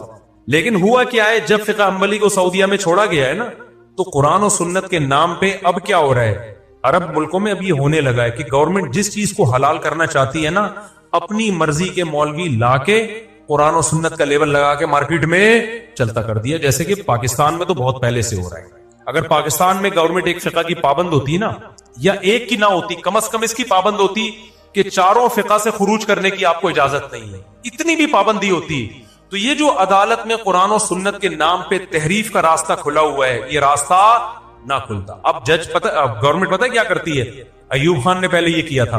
ایوب خان کو دوسری شادی پہ پابندی لگانی تھی, تو اس نے کیا کیا بھائی, یہاں کے مولویوں سے فتویٰ لیا, سب نے کہا بھائی حرام ہے, پابندی نہیں لگا سکتے آپ. اس نے کیا کیا, جب پابندی لگانی ہے, لبرل سیکولر حکومت بنانے پاکستان کو, ایک لبرلزم کی طرف جانا, مصر سے مولوی منگوائے. انہوں نے قرآن و سنت کو آڑا ترچھا کر کے نا فتویٰ دے دیا کہ ایکچولی ہم کیا کرنا چاہ رہے ہیں کہ دوسری پہ پابندی نہیں لگا رہے, ایکچولی اس کی کچھ حدود متعین کر رہے ہیں. اگر بے لگام چھوڑ دیا جائے لوگوں کو تو کیا ہوگا کہ ہر آدمی 4-4 8-8 لے کے گھومنا شروع کرے گا, عورتوں کے حقوق ضائع ہوں گے, یہ ہو جائے گا. ایسی لمبی چوڑی اس کی پوری تحریر ہم نے پڑھی ہے. وہ گھما کے نا, وہ جو مصر سے چند مولانا لوگ بلوائے انہوں نے, تو اس نے یوں ایکچولی اس کو یوں کر کے نا پہلی بیوی کی اجازت ضروری اور قرآن و سنت کی لیول لگا کے قانون بنا کے تھوپ دیا ہمارے اوپر. اگرچہ ہم پہ اثر, مجھ پہ تو بالکل بھی اثر نہیں ہوا, لیکن لوگوں پہ کیا کر دیا, بولو نا تھوپ. اس لیے علماء کہتے ہیں بھائی اگر لگام نہ دی نا ان لوگوں کو, لا جو صدیوں سے مرتب ہے اس کا پابند نہ بنایا, تو مولوی کو کون سنبھالے گا. مولویوں میں بھی تو 2 نمبر ہوتے ہیں, تو 2 نمبری کا دروازہ کم نہیں ہوگا بلکہ کھلے گا. جس مولوی کے دل میں لالچ ہوگی, اب دیکھو میں جب فتویٰ دیتا ہوں تو میں علماء کے سامنے جواب دے ہوتا ہوں کہ آپ نے نکالا کہاں سے ہے. میں کہتا ہوں قرآن و سنت سے, وہ کہتے ہیں قرآن و سنت سے تو یہ بھی نکال سکتے تھے, یہ بھی نکال سکتے. تو اس پہ پہلو نے اس کا بھی حوالہ دو کہ پہلو نے کیا فتویٰ دیا ہے, قانون کیا ہے جو مرتب ہے, تو اس کا ریفرنس مجھے لگانا پڑے گا, ورنہ میں قرآن و سنت کے نام پہ کچھ بھی نکال کے لوگوں کو بتاتا رہوں تو کچھ تحریف اس سے کم تھوڑی ہوگی. اس سے تحریف کیا ہو جائے گی, دروازہ چوپٹ کھل جائے گا تحریف کا. تو اب کیا کیا جو ایوب خان نے نا, وہ لا کے قرآن و سنت کا لیول لگا کے اتنے سارے قوانین اوٹ پٹانگ. پھر علماء نے کہا کہ عورت شوہر جب مرتا ہے تو عدت بھی ہوتی ہے, 4 مہینے 10 دن ہے, طلاق ہوتی ہے, تو عورت کہیں اور نکاح نہیں کر سکتی, 3 مینسز کا آنا ضروری ہے. تو اس نے ایکچولی کر کے نا کہ قرآن نے 3 مینسز کا کہا تو 3 مینسز کے 90 دن بنتے ہیں, تو ہم نے نظم کی وجہ سے, لا مینجمنٹ کی وجہ سے 90 دن بنا دیے اس نے, اور پھر قرآن کی آیتوں سے ہی نکالا. اب دیکھو قرآن میں طلاق مرتان, 2 دفعہ طلاق, تیسری دے دی تو اب رجوع کا حق نہیں ہے. دوسری طرف قرآن میں آتا ہے جب میاں بیوی میں جھگڑا ہو تو دونوں میں صلح کی کوشش کرو. اب اس نے 2 آیتوں کو آپس میں مکس کر دیا. جو مصر سے سیکولر قسم کے مولانا آئے تھے نا, انہوں نے کیا کیا, اب لوگ علماء سے مسئلہ پوچھتے, صحابہ تابعین سے بھی پوچھتے, تو یہ جواب ملتا جو بھی طلاق دے گا طلاق میں ریورس گیئر نہیں ہے. اس نے کیا کیا, 2 آیتوں کو مرج کر دیا کہ اصل میں قرآن یہ ایکچولی, جیسے غامدی صاحب ایکچولی کر کے نا سامنے والے کو ایسا وہ مسحور کر دیتے ہیں, جادو. وہ کہتے ہیں یار علم تو کس کے پاس ہے, ان کے پاس ہے علم تو اصل میں. حالانکہ وہ پوری امت کے اجماع کے خلاف آپ آیت کی تفسیر کر رہے ہوتے, اس میں ایکچولی اور اس طرح کی چیزیں نکال دو تو بچتا ہی کچھ نہیں ہے. دلیل کی دنیا میں مضبوط نہیں ہوتا, وہ کسی صحابی کا وہ قول نہیں ہوتا. سارے صحابہ کے, 4 اماموں کے, اور جتنے بھی بڑے بڑے اسکالرز گزرے ہیں جنہوں نے دین کو سمجھا, ان کی ساری تحقیق ایک طرف ہو جاتی ہے اور یہ ایک نئی تحقیق سامنے آئی ہوتی ہے. تو علماء کیسے مانیں گے اس کو بھائی. پھر لوگ کہتے ہیں بھائی اگر امت اتنے عرصے سے گمراہ رہی ہے تو آج ہم کو کوئی صحیح راستہ بتا رہا ہے تو مان لو نا بھائی, یہ امت اتنے عرصے سے گمراہ رہ ہی نہیں سکتی. یہ بات ہی غلط ہے. یعنی یہ امت, نبی آخری نبی ہے, امت گمراہی پہ جمع ہوگی نہیں. قرآن و سنت نے پہلے تو اس کو ثابت کیا ہے. یہ بات ہی غلط ہے کہ سارے غلط تھے اور 4 آدمی صحیح ہیں, یہ ہو ہی نہیں سکتا. تو اب کیا کیا ایکچولی کر کے نا, انہوں نے کیا کیا, قرآن کی 2 آیتوں کو ملا دیا آپس میں. ایک طرف قرآن میں آتا ہے وَإِنْ خِفْتُمْ شِقَاقَ بَيْنِهِمَا فَابْعَثُوا حَكَمًا مِّنْ أَهْلِهِ وَحَكَمًا مِّنْ أَهْلِهَا. میاں بیوی میں جھگڑا ہو جائے تو دونوں کی طرف حکمین آئیں گے, فیصلہ کریں گے, سلو صفائی کریں گے. انہوں نے کیا کیا, انہوں نے کہا دھڑ دھڑ طلاقوں کا نظام ہے نا, یہ طلاقیں دے دی, یہ شریعت میں ہے ہی نہیں, لہذا دے بھی دی تو اس کا کوئی اعتبار نہیں. بلکہ جب بھی جھگڑا ہوگا بے شک طلاقیں ہی ہو جائیں, پہلے یونین کونسل ان کے درمیان میں بیٹھ کے کیا کرائے گی, سلو صفائی. دونوں آیتوں کو آپس میں کیا کر, حالانکہ وہ ایک الگ آیت ہے, وہ طلاق سے پہلے کے بارے میں ہے, لیکن صاف الفاظ نہیں لکھے ہوئے کہ طلاق سے پہلے یہ کرنا ہے. کیونکہ یہ تو کامن سینس کی بات ہے نا کہ جھگڑا جب ہوگا تو سلو جب ہی ہوگی نا جب وہ میاں بیوی ہو. طلاق کے بعد تو میاں بیوی رہے نہیں ہے, وہ یہ تو کامن سینس کی بات تھی. تو ایسی سینس کی باتیں کامن سینس کی قرآن تھوڑی ان کو بار بار ہائی لائٹ کرے گا. تو قرآن نے کہا بھائی دونوں میں جھگڑا ہو تو پہلے سلو کی کوشش ہو. تو انہوں نے کہا بھائی دونوں میں جھگڑا ہو اور طلاق ہو بھی گئی تو قرآن تو کہہ رہے پہلے کیا کوشش ہوگی, سلو. اب سلو میں قرآن کہہ رہے اس خاندان کا, انہوں نے کہا خاندان ماندان تھوڑی یونین کونسل ہی بنا دو نا, خاندان کے ٹینشن سے ہی بچت. اب پاکستان میں جو عدالتوں میں قانون چل رہا ہے وہ یہ چل رہا ہے کہ جب آپ طلاق دیتے ہیں تو عدالت نہیں مانتی اس طلاق, وہ تو لوگ عدالت کو نہیں مانتے، مفتیوں سے فتویٰ لے لیتے ہیں اس لیے، ورنہ کورٹ میں جو لا ہے وہ یہ ہے کہ یہ طلاق کنسیڈر نہیں ہے، بلکہ یہ طلاق کے پیپر پہلے یونین کونسل میں جائیں گے، یونین کونسل کے لوگ آئیں گے اور وہ دونوں میں سلو کی کوشش کریں گے، 90 دن کے اندر ہو گئی تو وہ طلاق کالعدم ہے، اگر نہیں ہوئی تو پھر یونین کونسل اس طلاق کو ویلڈ مانے گی تو ہوگی، وہ بھی ایک ہوگی ورنہ نہیں ہوگی۔ یہ اب امپلیمنٹ اس لیے نہیں ہوا اس قانون کا کہ یونین کونسل والا بھی کون سا آ رہا ہے بیٹھ کے، وہ بھی گھر بیٹھا ہوا ہے، اس نے کہا ہو گئی نہیں ہو گئی، ہمیں تو پیسے مل رہے ہیں، تو نہ وہ اپنی ذمہ داری پوری کر رہے ہیں نہ عدالتیں پوری کر رہی ہیں، تو اس لیے چل اسلام ہی رہا ہے۔ لیکن لا جو آپ کا بنا ہوا ہے نا وہ یہ، اور اس سب پہ کیا لیبل لگا ہوا ہے؟ قرآن و سنت کے عین مطابق۔ جب جنرل مشرف نے یہ جو خلا کا قانون بنایا کہ عورت کے پاس مکمل طلاق کا اختیار چلا جائے، اگر پاکستان میں لا ہوتا کہ چاروں اماموں کے جو تحقیق ہے اس کے بغیر قانون پاس ہو نہیں سکتا، تو کبھی بھی یہ خلا کا قانون پاس نہیں ہوتا۔